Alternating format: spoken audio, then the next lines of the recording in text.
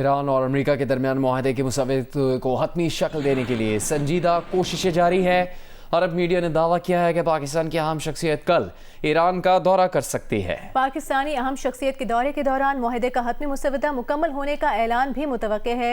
अरब media के मुताबिक मुज़ाकरात का अगला दौर हज के बाद इस्लामाबाद में होगा, तहम सरकारी तौर पर अब तक इसकी तस्दीक नहीं हो सकी है।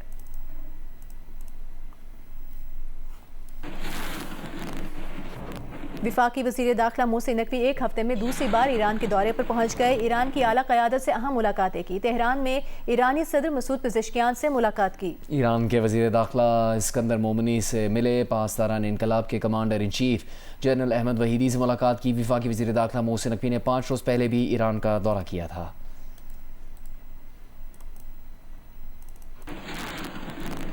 अमरीकी सदर डोनाल्ड ट्रंप का कहना है कि वो ईरान को एक मौका देंगे। उन्हें ईरान के साथ किसी मुआहदे पर पहुंचने की कोई जल्दी नहीं है।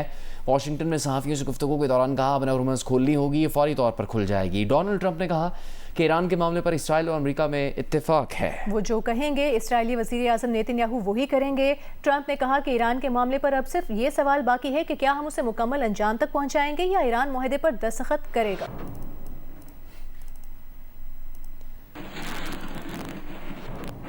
ईरानी पार्लियामेंट के कौमी सलामती कमीशन के तर्जुमान इब्राहिम रज़ाई ने कहा है कि जब तक सदर ट्रंप ने अगले हमले का मौका दिया है, इलाकाई ममालिक के पास भी उतना ही वक्त है कि वो अपने मुल्कों से अमरीकियों की मुस्तकिल बेदखली का ऐलान और उस पर अमल दरामद करें। बाद में ये इलाकाई ममालिक ईरान से शिकायत न करें। मज़ीद कहा कि ट्रंप को सियासी और मुआशी तौर पर दिवालिया करने का ईरान का मनसूबा इनमें से कुछ ममालिक के जरिए आगे बढ़ता है।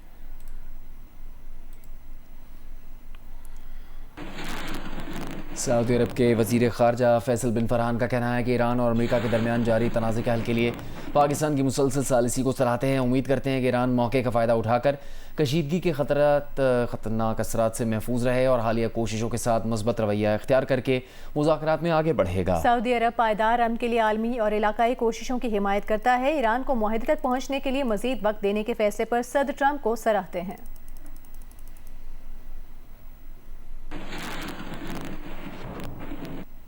जियो न्यूज़ के प्रोग्राम कैपिटल टॉक में इस्तांबुल यूनिवर्सिटी के director for Islam and global affairs के डायरेक्टर प्रोफेसर समीउल अलरियान का कहना है कि पाकिस्तान के खिलाफ जो साजिशें हो रही हैं उसमें इसराइल मुलविस है। उन्होंने कहा कि इसराइल की पाकिस्तान के एटमी प्रोग्राम पर नज़र है। पाकिस्तान को इसराइल से होशियार रहना चाहिए। प्रोफेसर समीउल अलरियान ने कहा कि सऊदी अरब, पाकिस्तान, तुर्की और ईरान को एक मुश्तरका सिक्योरिटी इत्तेहाद बनाना चाहिए ताकि वो अपने अवाम की हिफाजत खुद कर सके। Iran been defeated or broken up, had they been able to do a regime change in Iran, or if they have been able to defeat Iran in the battle, in the war, then I would say Turkey and Pakistan would have been the next targets. Pakistan needs to be very careful how it is going to be perceived in the near future, where Israel is going to turn its sight on Pakistan's nuclear program. Pakistan and Saudi Arabia should expand this defense cooperation and include countries like Turkey and Iran and Qatar. Absolutely. I believe this is potentially the most important alliance in the region. We need to build and construct a security architecture made up of the region's countries, made up of Pakistan, Turkey, perhaps even Iran, Saudi Arabia, and other willing partners. This is the only way we can protect our countries, our people. अनमोल उर्फ पिंकी के case की कौमी assembly में भी गूंज सुनाई दी। Peoples party के रुकन कौमी असम्बली राजा परवेज अशरफ ने कहा कि 18 मई को एक क्लिप चला जिसमें ड्रग डीलर खातून राजा परवेज अशरफ का नाम ले रही थी। बाद में बयान आया कि अनमोल से ज़बरदस्ती ये कहलवाया जा रहा है।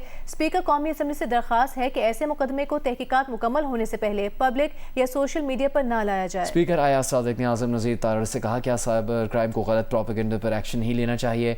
आज़म नज़ीर तारड़ बोले, पूरा ऐवान राजा परवेज अशरफ के साथ खड़ा है। आईजी को कहेंगे कि मुजरिमों को कोर्ट लाने तक मीडिया पर ना लाएं।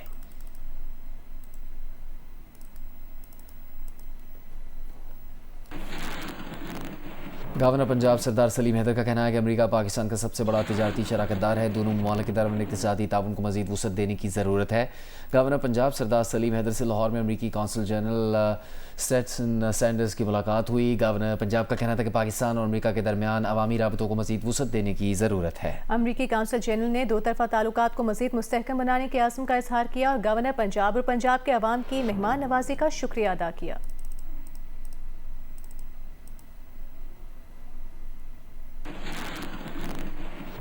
वज़ीर बल्दियात सिंध नासिर शाह का कहना है कि शाहरा भुट्टो शानदार और जदीद मनसूबा है। मनसूबे से शहरियों को सफरी सहूलियात में नुमाया बेहतरी मैसर आएगी। वज़ीर बल्दियात सिंध नासिर शाह और कासिम नवीद कमर ने शाहरा भुट्टो का दौरा किया। नासिर शाह का कहना था कि शाहराह भुट्टो के इफ्तिताह से घंटों का सफ़र मिनटों में तय होगा। कराची समेत पूरे सूबे में तरक्याती मनसूबे तेज़ी से जारी हैं।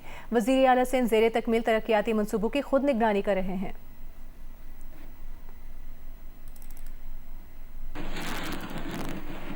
के इलेक्ट्रिक की ईद उल अज़हा के दौरान शहरियों से हिफाजती तदाबीर अपनाने की अपील। तर्जुमान के इलेक्ट्रिक ने कहा है कि जानवरों को बिजली के खंभों, ट्रांसफार्मर्स या दीगर बरकी तनसीबात के करीब ना बांधें। हमारी दरख्वास्त शहरियों से ये है कि जब आप कुर्बानी के जानवरों को बांधने के लिए किसी जगह का इंतखाब करें तो बहुत ख्याल से करें। ये मेक श्योर कर लें कि वो बिजली की जो तनसीबात हैं उनसे वो मुनासिब फासले पे हों। इसके साथ साथ जैसे ही कुर्बानी का वक्त हो तो कोशिश करें जो जगह इंतखाब किया जाए उसका मुनासिब फासला हो बिजली के इंफ्रास्ट्रक्चर से और वहाँ पर एक्सेसिव पानी के इस्तेमाल से भी गुरेज किया जाए। सिंध असम्बली से मंजूर Sindh domestic workers welfare bill governor Sindh को इरसाल कर दिया गया। बिल के मतन के मुताबिक घरेलू मुलाजिम को नौकर नहीं बल्कि घरेलू कारकुन कहा जाएगा। सिंध में बच्चों से मजदूरी और घरेलू काम करवाने पर भी पाबंदी होगी। मुलाजमीन को ईद पर तनख्वाह और छुट्टी देना लाजमी होगी। खवातीन मुलाजमीन को डिलीवरी के वक्त पर 6 हफ्ते की छुट्टी देना लाजमी होगी। मालिक बीमार मुलाजमीन को छुट्टी देने के पाबंद होंगे। गवर्नर सिंध की मंजूरी से बिल फौरी नाफिजुल अमल हो जाएगा।